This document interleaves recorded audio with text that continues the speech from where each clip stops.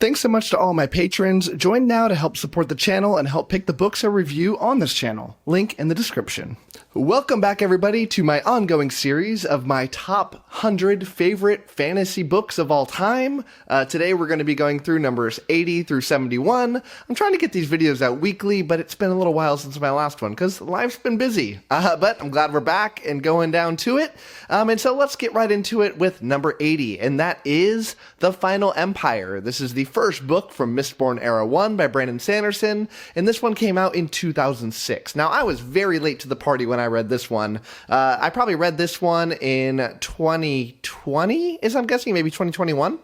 And I just have such amazing memories of this book. Now, it's one of those books that goes down on my list over time because I read it so early. And when I first read it, I was like, man, this is like one of the pinnacle stories of fantasy. And while I do think extremely positively of it, every book on this list is a 5-star book for me. It's one of those books that I just have so many questions about on what I'm going to think about in a reread. I'm convinced I'm going to absolutely love it because the memories I have of it are just so vividly amazing. Now, it does have some aspects to stories that I don't love. It is a more YA story than the average adult fantasy story. Now, as I remember it back, it feels like this is more adult than young, but it's one of those kind of bridge novels where if you're trying to get somebody into the adult fantasy genre, this is probably one of the better books that you can get them into it because it shows you all the amazing things there are without making things, too adult in terms of the writing.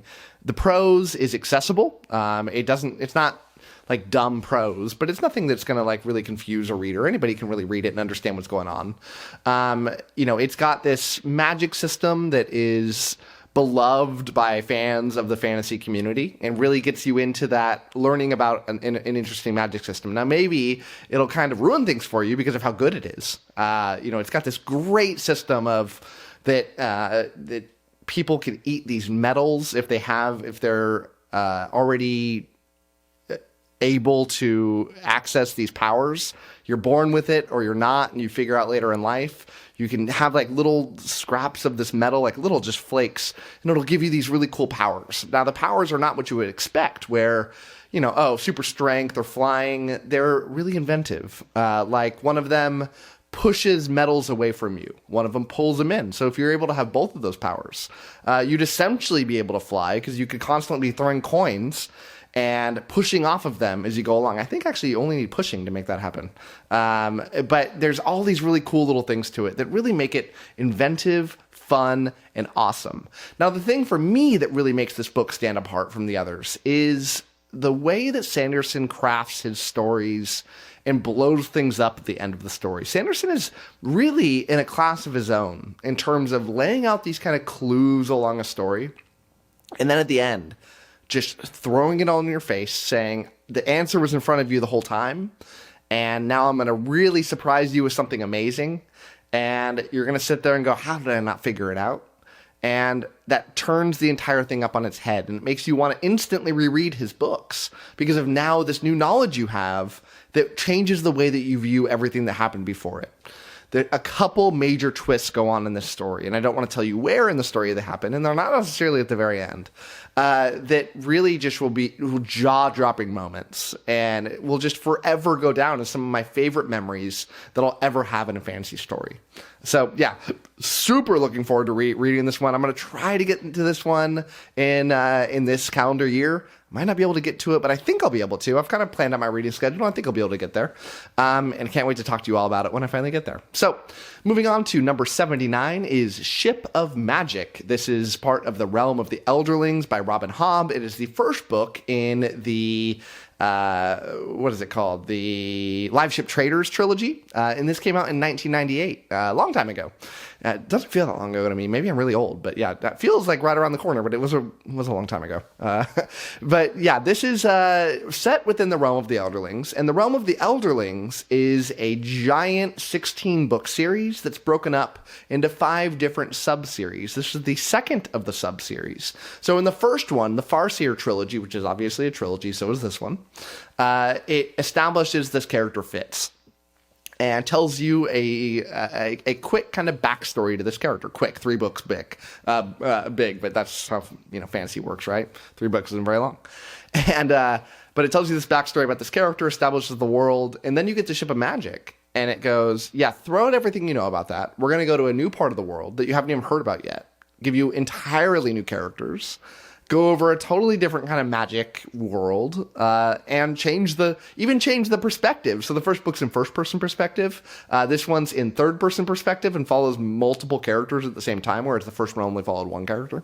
So it's like almost an entirely different series. And I love it when an author has the boldness to take something that's working and say, I'm going to commit to doing this totally different thing because I have a long-term vision. And it comes through in this series. I don't want to ruin it. And we'll talk about these books later on as we get along because a lot of the Realm of the Elderlings is going to show up in this top 100 series. But rest assured, everything kind of pulls together. It makes sense why this story was written. And quite frankly, in my opinion, this second trilogy, which feels so separate from the 5th story, is the best of the Realm of the Elderlings. It's just wonderful. Ship of Magic is this amazing story with so many different running themes among it, but with these characters that are so rich. I mean, the character writing that Robin Hobb pulls off in this story and in the rest of the Realm of the Elderlings, I honestly think is the best that fantasy has to offer. I find that the truly great fantasy authors don't always excel at everything. They might have a couple things that they're a master in and really good at the rest. Robin Hobb is the best of the best when it comes to character writing. And I also find her prose to be among the best. And that's her superpower. And that's a wonderful superpower to have. Because it can take some slower plot. It can take, a world that doesn't feel as sprawling and magical and impressive as some other worlds that might exist in fantasy. And it totally makes up for those things by just pulling you in and making you fall in love with or hating these characters in such an amazing way that it's hard to describe with words. You just got to read it.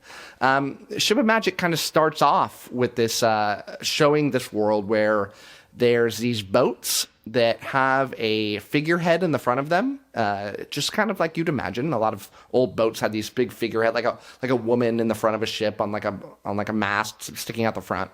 But in this book, they're alive, and the ship is essentially alive, speaking through this figurehead at the front of the ship. And the ships that are alive, not all ships have this. They're insanely expensive and require the previous 3 owners of the ship to die on the ship.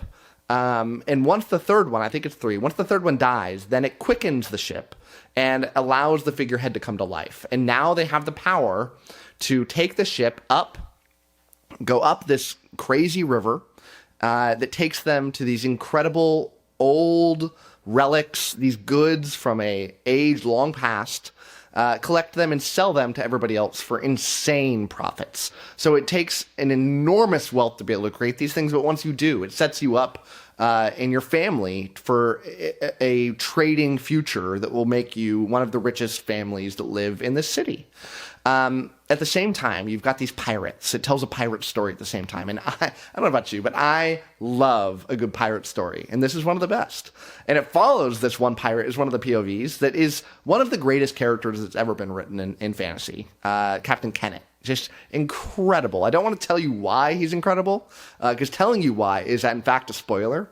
But ask me sometime on Discord or something, and pop into my Discord and come find out, and I'll tell you exactly what it is that makes him so amazing. But yeah, this is an incredible series. You don't have to read these in order. You can read Ship of Magic as your first Realm of the Elderlings book. You'll miss out on a rather interesting surprise if you read the first trilogy, but nothing that's like groundbreaking, and it's just one little thing that you won't get the magic of if you read it in order. But I've also told people that if you read The Realm of the Elderlings, the first book in The Realm of the Elderlings, Assassin's Apprentice, which is not for everybody, and if you love it, you'll love it, but a lot of people don't. then don't discount one of the other links. Try this one out. Try Ship of Magic. You might fall in love with it, and you don't have to stick to the other ones. And you might end up reading one of your favorite trilogies of all time. So check it out. Next up is Jade City. This is the first book in the Greenbone Saga series by Fonda Lee, and this was written in 2017. Jade City takes some of my favorite things and blends them together. Now, oftentimes you'll find something that takes your favorite things and blends them together. The result can get a little bit weird and not great. But that not so in this one. It takes a mafia story, and I am obsessed with mafia stories. You know, the Godfather movies, the first two especially, are two of, if not my two favorite movies of all time. Just absolutely in love with those movies. And the Godfather book was just absolutely amazing. And I've never read a fantasy story that incorporates a mafia story within it. And that's shocking to me. Like, how is that not possible? How has nobody taken something that is immensely popular and it's still popular? I mean, mafia stories are good setups for amazing tension and great characters. And then mixed it with an amazing fantasy story. And those are two of my favorite things. Fantasy, mafia, bring them together. We got something crazy good here. But it also does this really cool thing where it brings in a totally Asian-inspired environment, which gave it a totally different flavor to it and made it more of like a Yakuza type thing, which was really, really cool and fun. Once I got over the fact that it's always hard for me to go to a totally different culture and follow on with the naming conventions, just one of my biases is somebody that lives in, the Western world, and it's hard for me to read, other cultures and make sense of the characters. And maybe it's the same for them as they read, one of the, a story from like America or something. It could be confusing, here are these, Johns and Petes and Janes, and they all sound like the same, right? But once you get through that, it makes it so much better. It does borrow heavily from The Godfather at the beginning of the story, like a little too much. I was like, oh man, we're just going to get something that is just a copy paste job with a couple, find and replace on some names in locations. But no, it very quickly turns into its own thing. And I just got sucked into this family and how is this family going to win this war with another family? Because that's what the center of this is. At the same time, it's got this magic system in it where these characters can wear jade on them. And jade is what you think, like the, precious rock. And it will make them stronger, faster, better at everything. But you can't wear it too much. You only wear it at certain times. And when you kill somebody, you get to grab their jade. So the most powerful people are the ones that have the most jade. Now, this story would be probably just as incredible if it didn't have the jade, magic in it, and it was just a regular story that was a family mafia drama without any fantasy. But it does add a really cool aspect to it. It makes it just a little bit more fun. So yeah, awesome story. Fonda Lee, great writer. And I listened to this one on audiobook, and it was a really, really good audiobook. The narrator did a really good job, and it was not too complicated that you could follow along. So if you're like me and you're always looking for a good audiobook, because it's hard to find a good audiobook in fantasy because sometimes things are just too complicated. For me, I like to put audiobooks in the background as I'm doing something else, like playing a really simple video game, like an old Mario platformer or something where I don't really have to think. I can just listen to the audiobook and just let my fingers do the playing, or driving or doing chores, but something where I'm also doing something. Reading, you're focused. You're only doing one thing. But off to audiobooks, I try to multitask. And with something like this, you're able to do it and still take in the source material, which is awesome. So, speaking of awesome audiobooks and, audiobook narration, I want to talk kind of briefly about the sponsor of this video, listening.com. And listening.com takes all of the amazing aspects of listening to audiobooks to a whole nother level, just a really big step up. Listening.com takes anything from, academic papers to textbooks to PDFs, even emails, and it turns them into audio files so you can listen to them while you're doing other things, like I like to do with my stuff, driving, doing chores, that kind of stuff. It makes it easy to do even things beyond just audiobooks. And it's amazing because it takes those wonderful things that I love about audiobooks and makes it for everything. So if you really want to maximize your reading retention, try using it while you're reading for a completely immersive experience. I love reading a book while I'm listening to the audiobook at the same time. I'll never have better recognition of what I'm reading than when I do that at the same time. I think it's called immersive reading. It's awesome. So the app stands out because it's actually meant for academics. Now, other people can use it, but it's specially made for academics. And it's able to do things like automatic chapter detection, one-click note-taking, read data tables. It has a varied voice selection. It can even read math equations, science terminology, and correctly pronounce really complex terms. And it can even skip citations and footnotes. It essentially serves as a mobile assistant, and it's really exciting to see how far technology has come to the world of reading.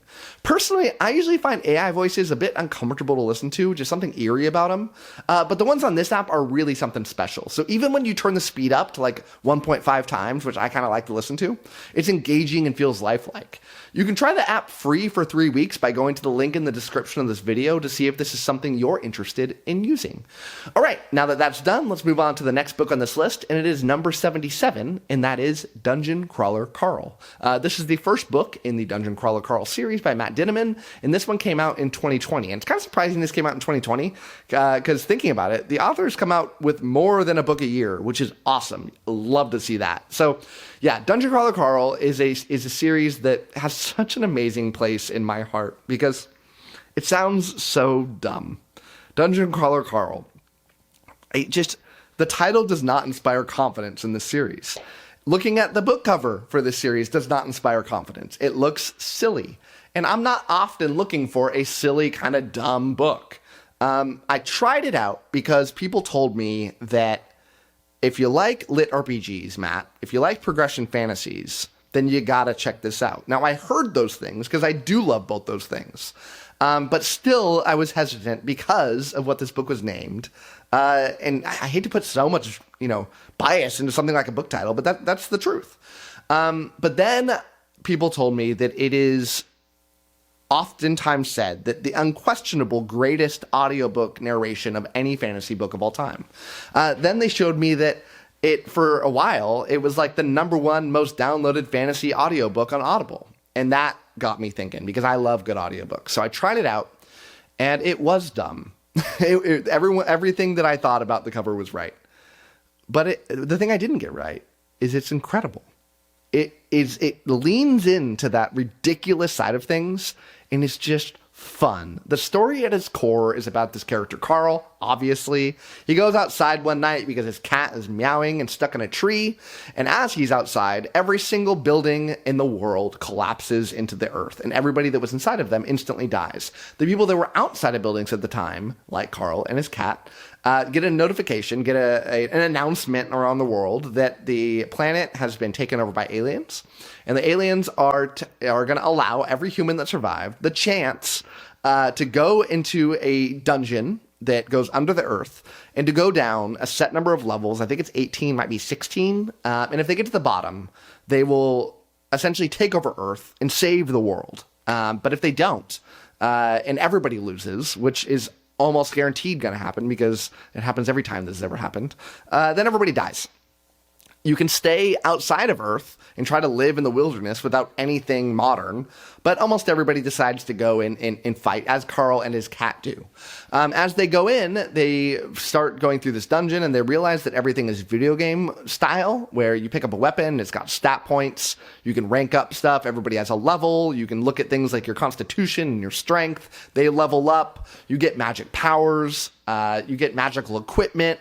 Feels like you're playing an RPG video game, like a World of Warcraft or, a Diablo or something. And the beauty of that is the addiction that you'll find people have when they play these kind of video games translates really well to a book because it does have that feeling of, I just got to read one more chapter. And then you look outside and it's 5 a.m. and pretty soon you have to go to work and you realize you didn't sleep that night. And that's what this book does. It leans into that absurdity, but also does this amazing thing that's hard to do in books. And it is laugh out loud hilarious constantly throughout this book. It's absolutely hilarious. And it gets funnier as you go along, as you kind of know what to expect, but it is great. It's very sophomoric humor. As you start to get the humor, you're like, this is kind of juvenile. But then once you just let go of any kind of pretension that you have, and you're like, let me just lean into it, It's great. And it also balances out that lightness with a very dark tone. I mean, people are killing each other. You're trying to survive. You have to make these horrible ethical, moral decisions about your fellow man and trying to survive at the same time.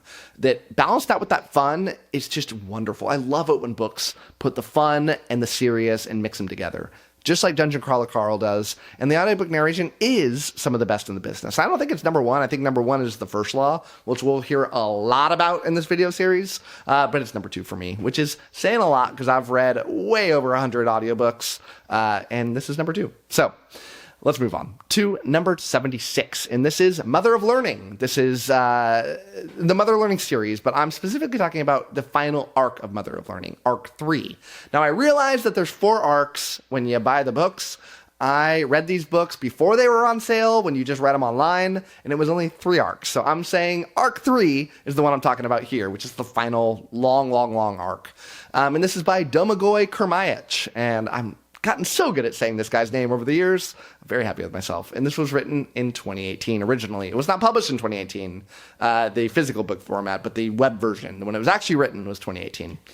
Mother of Learning, to speed you up to this final book in a short amount of words as I can, is fantasy Groundhog's Day, where you've got this character who is going to a magic school. He's already in the magic school as it begins. He wakes up one day, and he goes through his day, goes to the school for the first day of a new semester, has a normal day, and he wakes up in the morning, everything's fine. He goes through a full month, and at the end of the month, something major happens that I don't want to ruin. Something life-changing happens. And at the end of that day, he wakes up, and it's the beginning of the month again.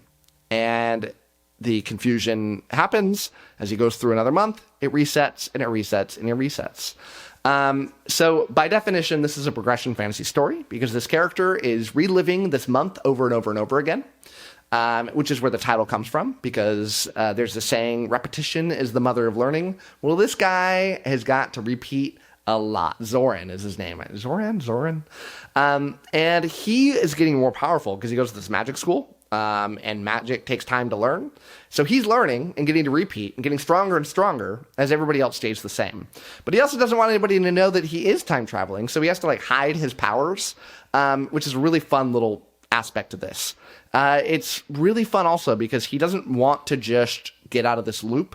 He also wants to solve the problem that happens at the end of this month, because if he doesn't solve it as he gets himself out of the loop, things will be really bad, I'll just say. So he's got these two things going on at the same time. Now, as I say this out loud, it occurs to me that this might seem like, oh, we're going to get a repeat story. That's going to get boring. It does not. The author does a really good job at making things fresh and changing things just enough as the story goes along. But as you get to this third arc, the world is blown up. It's turned into like an epic fantasy. This character has learned how to go all across the globe, go to these different locations. The story's hitting its head. We finally understand why things are repeating.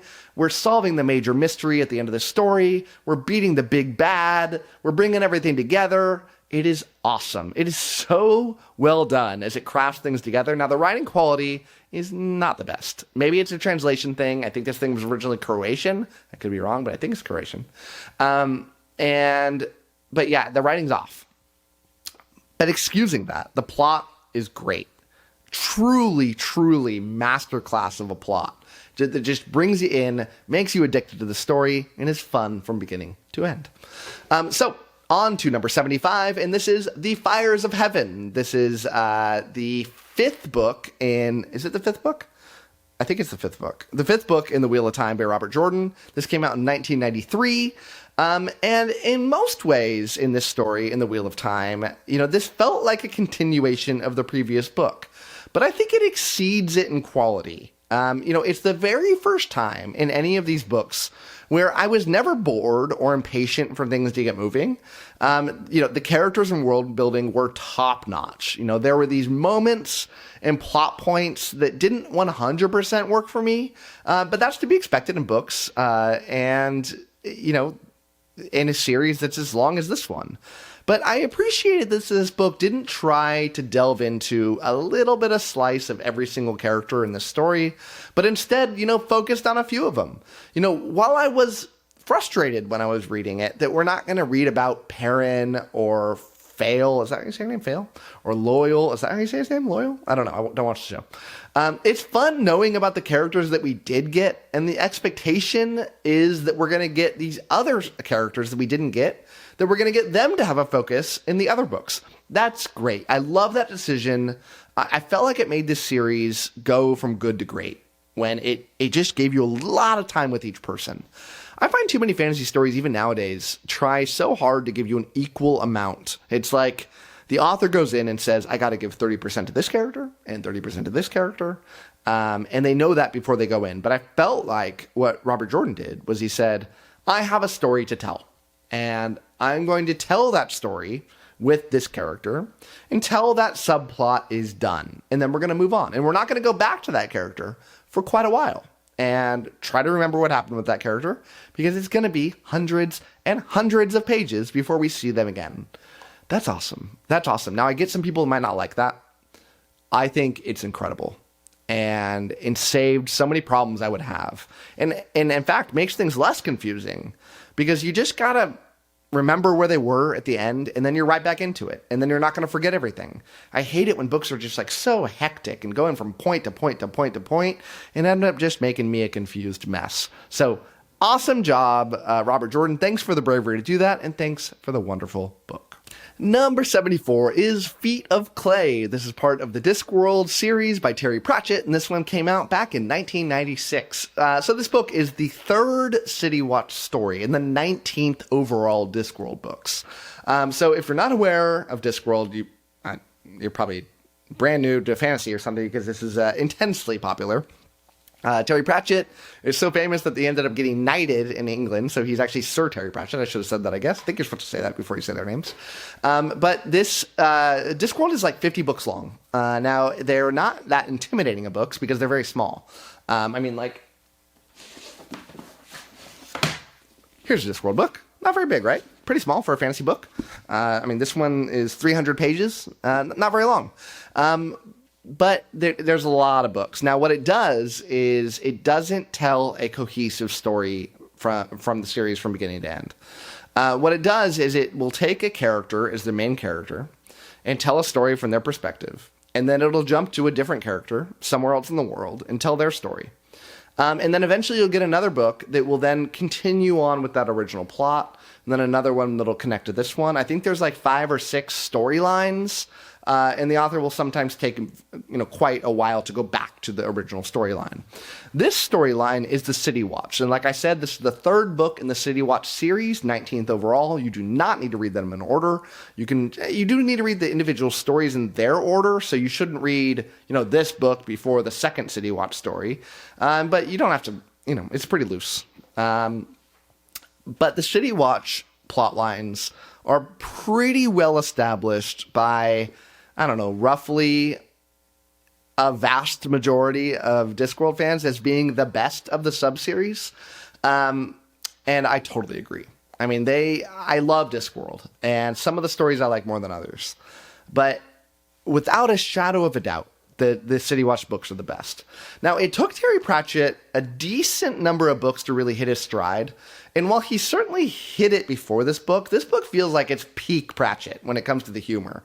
This book feels like you're reading a literary version of like a Naked Gun movie. Not because the humor is the same, but because of the sheer volume of comedy that's being given to the reader on quite literally every single page. Every page in this book is funny.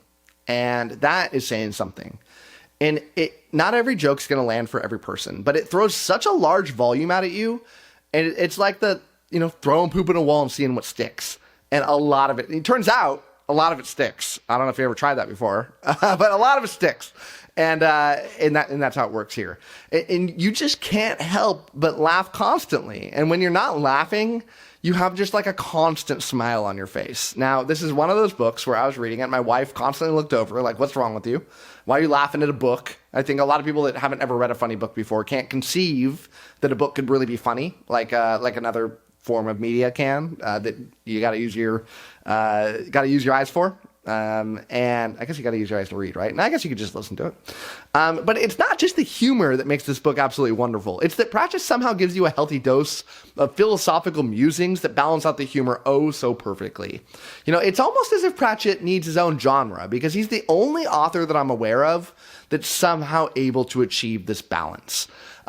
In general, the City Watch story is about this group that's the City Watch, specifically the Night Watch, and they live in this kind of medieval world, specifically in the city of 𝐼𝐴𝐼𝐴𝐼𝐴𝐼𝐴𝐼𝐴𝐼𝐴𝐼𝐴𝐼𝐴𝐼𝐴𝐼𝐴𝐼𝐴𝐼. Only know how to read it. And they go out at night and they stop crime from happening. But they don't actually stop crime. They actually actively go away from the crime. They bang really loudly on this thing to announce where they are and to announce that everybody's safe. And that's how the criminals know to stay away from them. And everybody knows this is happening.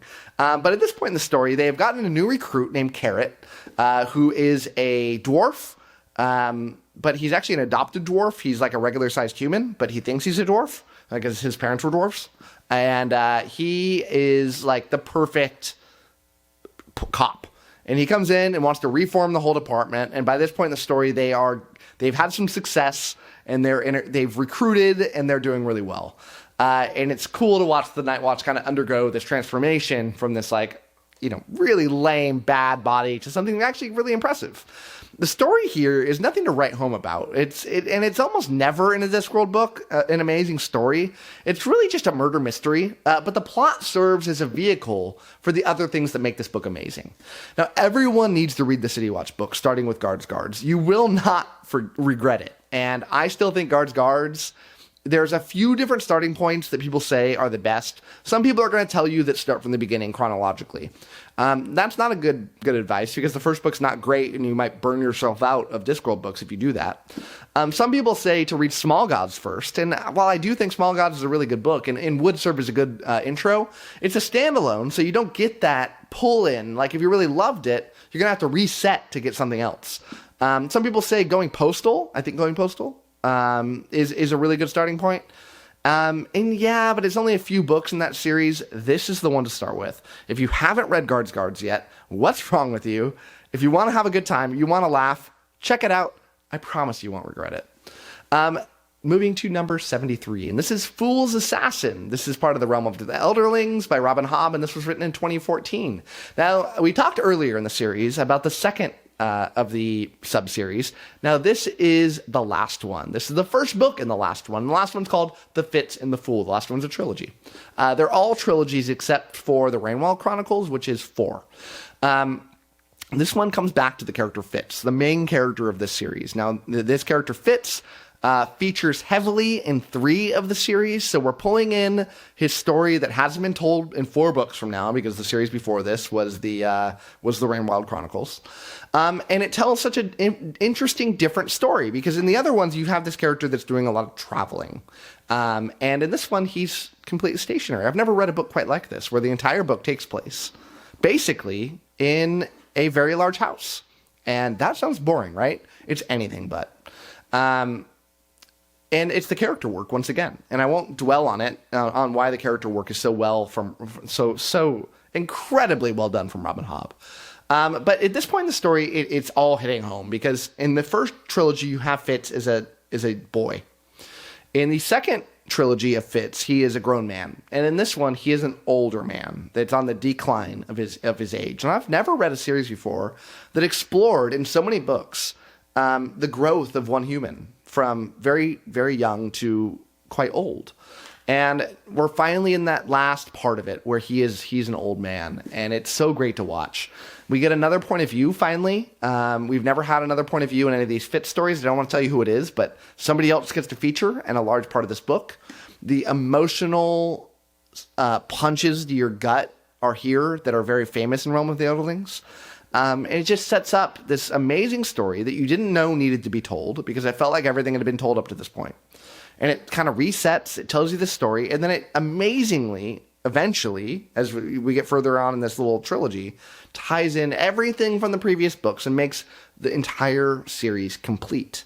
It's just amazingly well done. I can't believe such a tight story taking place in one spot is this engaging. So number 72 is A Time of Courage. This is part of the Blood and Bone series by John Gwynne, and this was written in 2020. Now, Blood and Bone is the lesser known follow-up series to The Faithful and the Fallen. Now, The Faithful and the Fallen, way more popular than A Blood and Bone. I don't quite get it. A Blood and Bone has like 150 or so year gap between the first series and this one. I really should figure out the year because I talk about the series enough. I think it's like 150 years. Most of the characters are different. Some are the same because this is a magical world and some people can live a long time. And this is the third book in the Blood and Bone series. The third and final one. And if you know anything about John Gwynne, you know how he can wrap up a story. I mean, this book had the ridiculously huge burden of having to wrap up not only of Blood and Bone, but also wrapping up all of the storylines that started in The Faithful and the Fallen. And it achieved it in spectacular fashion. Now, if you didn't already know, the predecessor series takes place in the same world, right? But like, in the first series, it's a sprawling epic fantasy. It takes place on all corners of this world. This one zooms in on a very specific portion of the world and tells an in-depth story about those locations that have, you know, it's just as epic as the other one, but we don't get that traveling around that you would normally get, which is good in some ways. I mean, how many fantasy stories have a lot of traveling moments? This one doesn't. It really goes from action point to action point, but not too fast. It blends it really, really well. So not only did it achieve wrapping up these two stories in spectacular fashion, but it wrapped up all of the story arcs for all of the characters in an amazing way. Now, the story itself had a wonderful mix of predictable and unpredictable. I mean, the ending was so satisfying that I legitimately felt sad upon reading it, knowing that my journey in this world is finally at an end. There's nowhere left to go. This story's done. Gwen has to go somewhere else. He did, thank God, because the next stories are even better when he went to a totally new series that we'll talk about both those books later on. But there were these moments in this book where I literally had to put the book down and had to pick up my jaw off the floor due to how shocking the events were that I just read. And while I think this book is wonderful in virtually every way, I thought that John Gwynne's writing skills somehow got even better in finally culminating in this book. Now, I've lightly criticized him in the past for his frenetic use of shifting point of views between chapters. I was talking about that earlier when I was talking about one of the Robert Jordan books and how he doesn't do that. But he does leave the reader here with too many cliffhangers. But I'm oh so happy that he did not do that much in this series. You know, he copied that Robert Jordan style that Robert Jordan perfected in Wheel of Time, where he spends several chapters dealing with the same event before moving on to a next one. And it makes things wrap up really nicely. For me as a reader, it was really appreciated. Now, the major battle in this book, in every book that by John Gwynne, has at least one major battle, and they're all like the best battles you're ever going to read. He's just a master at it. I've talked about how the great authors are really great, oftentimes, like a master at one thing at least. John Gwynne is a master at writing battles. But the battle here was one of the most epic things I've ever read. You know, it was grandiose, but you felt intimately involved in the action to the point where you could visually understand every single little facet of what was going on. You know, it's over the top in a good way. You know, it spanned for an extremely long time, and it's a writing style that I think all fantasy authors should seek to emulate. You know, nobody on earth can write a battle scene like John Gwynne, and his very best showcased in this book. You know, I'm left in awe over how John Gwynne was able to write two series back to back that are essentially perfection. And not only that, but he knocked it out of the park when it comes to writing a series set in the same world and using things that we're familiar with that the reader's hooked back in, but also switches things up so that it doesn't feel derivative. That's something that is very rarely pulled off, and John Gwynne should be put on a pedestal for how he is able to accomplish this really difficult task at such a high level. So, wrapping up this series, we're going to talk about the Autumn Republic. Now, this is part of the Powder Mage series by Brian McClellan. This was published in 2015, and this was the third and final book in the Powder Mage trilogy. The Powder Mage, I feel like, should be considered as one of the most underrated series of all time. Now, I know some people don't like it. I know, you know, I remember, like, Library of Alexandria, for example, Alan hates this book and hates the series. I don't get it. Because this feels like the First Law light. Now, I get that it's not high praise to say something is not as good as another thing, but you have to realize that the First Law for me is like top 3, maybe even top 2 of my favorite fantasy series of all time, behind Malazan and right up there with Dandelion Dynasty.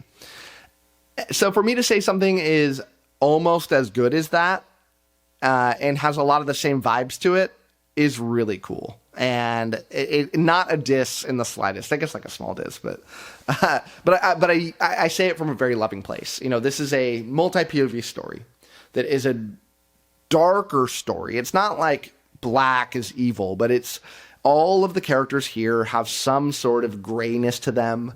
Now, I get it's kind of tropey and that it's now the cool thing to write all your characters gray. And I'm supposed to not like that because you're supposed to like be like, oh, that's the popular thing. I shouldn't like that because I'm supposed to be like different. And I don't mean me. I mean like all people seek to, you know, buck the trend oftentimes. I can't do it here because I love it when a book series makes everybody kind of gray because I find most human beings to be some level of gray. Nobody's truly good.